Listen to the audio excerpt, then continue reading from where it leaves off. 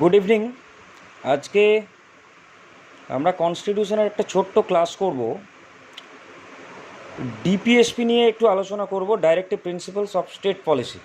আমি নর্মালি একদম ধারা ধরে আলোচনা করে যাই, আজকে একটু খাতায় লিখেছি এবং ডায়েরিতে লিখে ক্লাসটাকে একটা বোঝানোর চেষ্টা করব আমি, এবং একটা খুব ফানি ট্রিক এটা আমি তৈরি করেছি আপনাদের জন্যই, যে কিভাবে আমি ডিপিএসপির গান্ধিয়ান প্রিন্সিপালকে মনে রাখব। গান্ধিয়ান প্রিন্সিপালস কোনগুলো সেগুলোকে কিভাবে আমি মনে রাখব, একটু লক্ষ্য করে দেখুন। আমি খুব ক্লোজ একটা ভিউ দিচ্ছি যে Gandhian principles DPSP, directive principle of state policy, যদিও আমরা ডাইরেক্টিভ প্রিন্সিপাল স্টেট পলিসির চ্যাপ্টার আমরা শুরু করিনি, কিন্তু তাও ডাইরেক্টিভ প্রিন্সিপাল অফ স্টেট পলিসির ধারণা একটু বলে নেওয়া, যে একটু ধারণা নেওয়া হয়েছে আয়ারল্যান্ডের কনস্টিটিউশন থেকে। আয়ারল্যান্ড এটা স্পেন থেকে ধারণাটা নিয়েছিল, ভারতের সংবিধান আয়ারল্যান্ডের সংবিধান থেকে এই ধারণাটা নিয়েছে। এইটা কোশ্চেন প্রায়ই আসে যে নির্দেশাত্মক নীতির ধারণা কোন দেশ থেকে নেওয়া হয়েছে। The answer will be Ireland. Very important question. DPSP part 4-এ আছে। পার্ট ফোরে আর্টিকেল 36 to 51, 36 থেকে 51 মধ্যে আলোচনা করা হয়েছে। ডিপিএসপি ক্লাস হয়ে যাওয়ার পর আমরা ফান্ডামেন্টাল রাইটস এবং ডিপিএসপির একটা ডিটেল আমরা আলোচনা করব, যে পার্থক্য কী এদের মধ্যে। ওয়ান লাইনার হিসেবে পার্থক্য বলা যেতে পারে যে fundamental rights are justiciable by courts, অর্থাৎ আদালত কর্তৃক বলবৎযোগ্য, বাট ডিপিএসপি বা directive principles of state policy are non justiciable by court, অর্থাৎ আদালত কর্তৃক বলবৎযোগ্য নয়। এইটা ওয়ান লাইনারের একটা পার্থক্য। এইবার আমি ফিরে আসি গান্ধিয়ান প্রিন্সিপাল, লিবারাল প্রিন্সিপাল আছে। তো গান্ধিয়ান প্রিন্সিপাল যেটা নিয়ে আলোচনা করছি, 5টা আর্টিকেল আছে। 5টা 2011 সালে 97তম অ্যামেন্ডমেন্ট অ্যাক্টের দ্বারা আর একটি ঢুকেছে বা ইনক্লুড হয়েছে গান্ধিয়ান প্রিন্সিপালে, সেটা আমি পরে আলোচনা করব। কিন্তু প্রথমে যে 5টি আর্টিকেল 40, আর্টিকেল 43, আর্টিকেল 47, আর্টিকেল 46, 48, 47টাকে, এই ট্রিকটাকে আনার জন্য বা ট্রিক্সটাকে এখানে খাপ খাওয়ানোর জন্য, পরিষ্কার কথা, আমি 47টাকে আগে রেখেছি, 46 পরে দিয়েছি। অ্যাকচুয়ালি 40, 43, 46, 47, 48 এই যে 5টা আর্টিকেল, এইগুলি হচ্ছে যে গান্ধিয়ান প্রিন্সিপালের মধ্যে পড়ছে।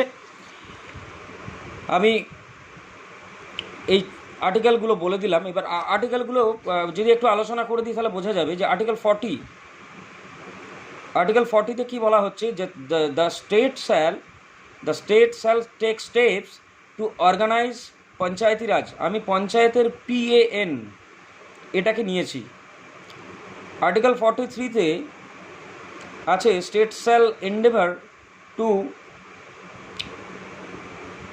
দ্য স্টেট শ্যাল এন্ডেভার অর্থাৎ চেষ্টা করবে, to secure for all workers agricultural, industrial or otherwise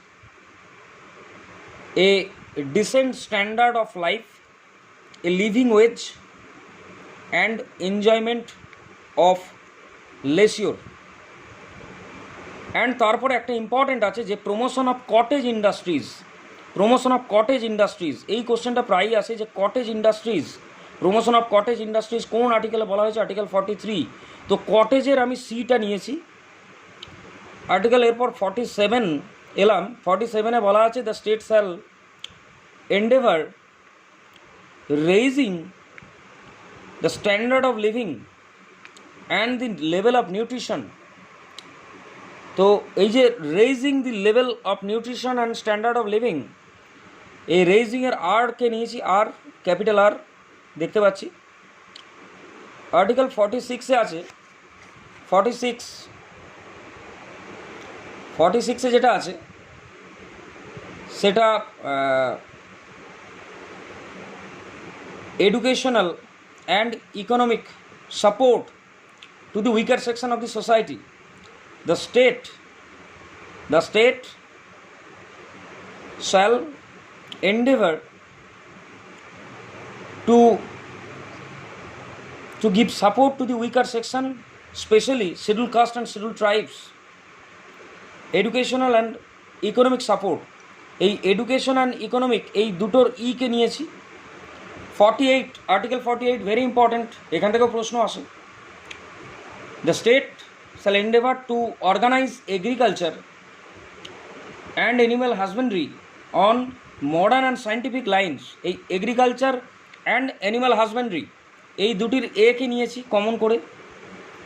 এবং এই 48ই বলা আছে যে prevention or prohibition of slaughter of cattle, milch cattle, drought cattle, cows and calves, এই স্লটারের কে নিয়েছি আমরা, স্লটার অফ ক্যাটেল প্রহিবিশন।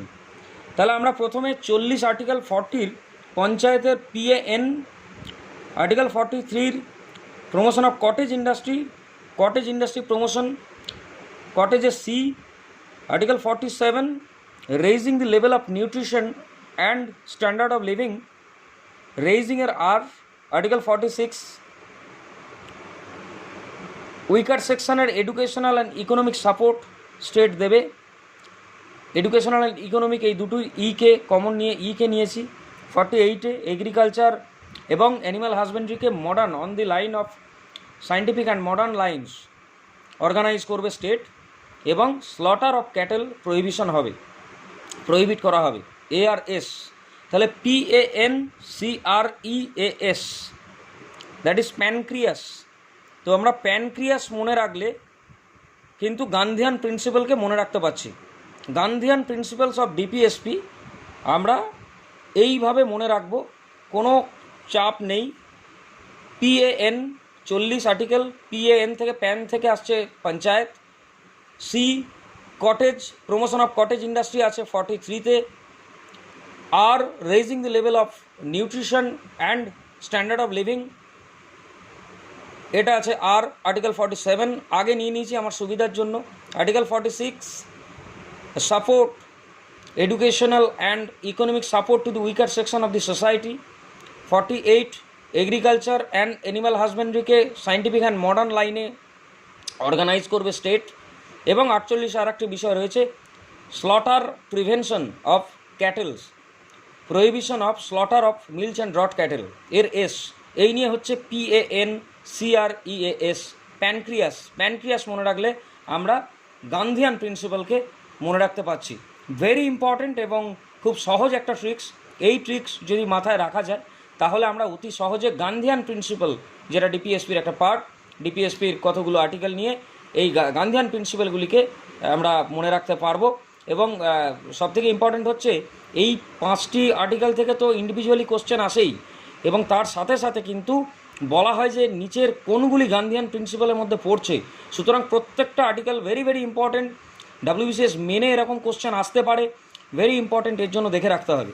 আমি এই প্যানক্রিয়াস এই যেটা তৈরি করলাম এটা আবার আমি পরে দেখাচ্ছি, আমি তার আগে আবার একটু আলোচনা করে নিই।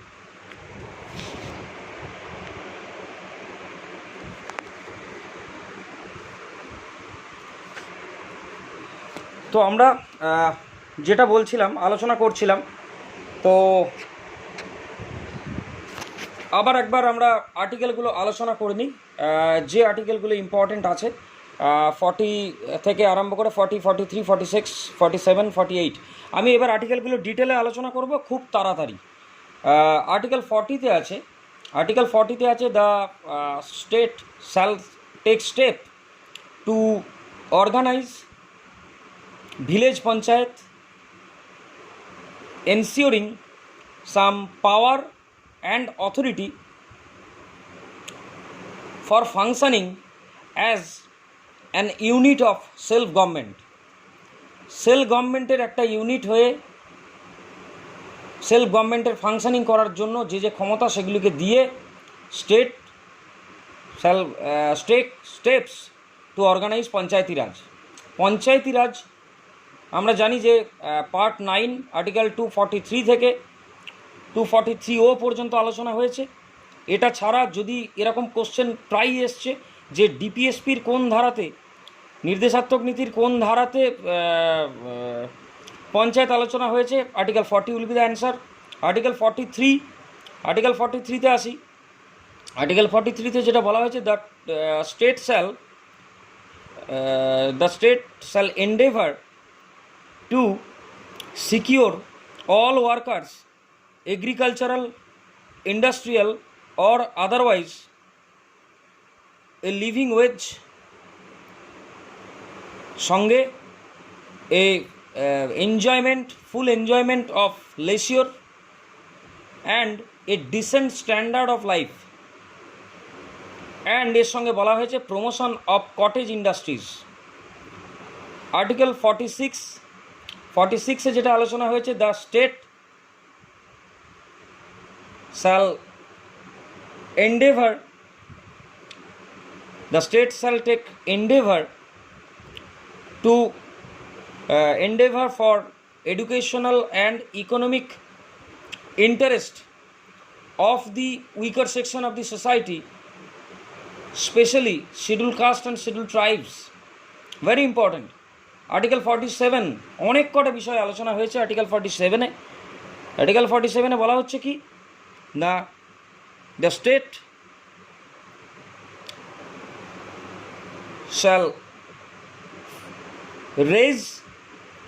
shall endeavor to raise the standard of living, the level of nutrition and improvement of public health. Public হেলথের কথা কোন ধারায় আলোচনা করা হয়েছে ডিপিএসপির? Very important. Article 47 will be the answer. তাহলে raising the standard of living, raising the level of nutrition and improvement of public health, এর সঙ্গে একটা ভেরি ইম্পর্টেন্ট বিষয় বলা হয়েছে যে prohibition of consumption of intoxicating drinks and drugs except medicinal use. তাহলে prohibition of intoxicating drinks and drugs এটা আলোচনা হয়েছে কোন ধারায়? 47।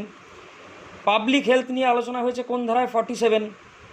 Raising the level of nutrition এটা কোন ধারায় আলোচনা হয়েছে?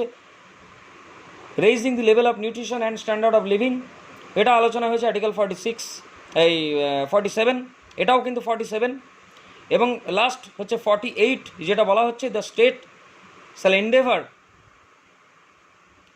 to organize agriculture and animal husbandry on the line of on the modern and scientific lines, অর্থাৎ বৈজ্ঞানিক উপায়ে এবং বৈজ্ঞানিকভাবে এবং আধুনিকতর উপায়ে স্টেট এগ্রিকালচার এবং অ্যানিমাল হাজব্যান্ড্রিকে অর্গানাইজ করবে। তার সঙ্গে আর একটা বিষয় 48-এই বলা হয়েছে যে prohibition of slaughter of cows and calves, milch and draught cattle। তো এইগুলো ছিল একদম প্রথম থেকে 40, 43, 46, 47, 48 গান্ধিয়ান প্রিন্সিপালগুলির আলোচনা। এর সঙ্গে 2011 সালে 97তম অ্যামেন্ডমেন্ট অ্যাক্ট এর দ্বারা আর্টিকেল 43B এটাও আলোচনা আমি আগে করিনি। আর্টিকেল 43B যেখানে বলা হয়েছে কোঅপারেটিভ সোসাইটিসের কথা।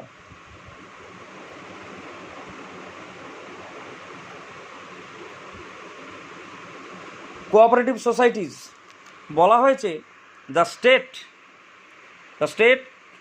shall endeavor, the state shall endeavor the formation, automated functioning, democratic decentralization of the cooperative societies. The very important, the state shall endeavor the formation, functioning, decentralization or democratic decentralization of the cooperative societies. এই গেল 43 যেটা 97তম amendment act 2011 এই বছর এটা যুক্ত হয়েছে ডিপিএসপির গান্ধিয়ান প্রিন্সিপালসের তালিকায়। এছাড়া আমি যেটা আগে বললাম প্যানক্রিয়াস ফর্মুলা, আর্টিকেল 40 পঞ্চায়েতের PAN, state shall take step to organise panchayati raj. আবার একবার বলে দিচ্ছি, 43তে ওয়ার্কার্সদের জন্য উপযুক্ত পরিবেশ কাজ করার সঙ্গে প্রমোশন অফ কটেজ ইন্ডাস্ট্রিজ, কটেজের সিটা নিলাম। আর্টিকেল 47 আগে নিচ্ছি, raising the level of nutrition, standard of living, সঙ্গে ইমপ্রুভমেন্ট অফ পাবলিক হেলথ, সঙ্গে prohibition of liquor drink prohibition of liquors, narcotic drugs or except medicinal use. 47 এতগুলো আলোচনা হয়েছে। রেজিং এর 8টা নিয়েছি। 46 the state shall promote the educational and economic interest of the weaker section of the society, education and economic এই দুটোর নিয়েছি। Article 48 agriculture এবং অ্যানিম্যাল হাজবেন্ডারি, এটাকে সাইন্টিফিক লাইন এবং মডার্ন করে অর্গানাইজ করবেন স্টেট। এগ্রিকালচার এবং অ্যানিম্যাল হাজবেন্ডারি নিয়েছি, এবং আবার স্লটার অফ ক্যাটেল প্রহিবিশন অর্থাৎ স্লটারের নিয়েছি, PANCREAS, প্যানক্রিয়াস ফর্মুলা। এটা দারুণ ট্রিক, গান্ধিয়ান প্রিন্সিপালগুলো মনে রাখার জন্য। অবশ্যই আপনারা ভালো লাগলে ভিডিওটি শেয়ার করুন, সাবস্ক্রাইব করুন, লাইক দিন। Thank you.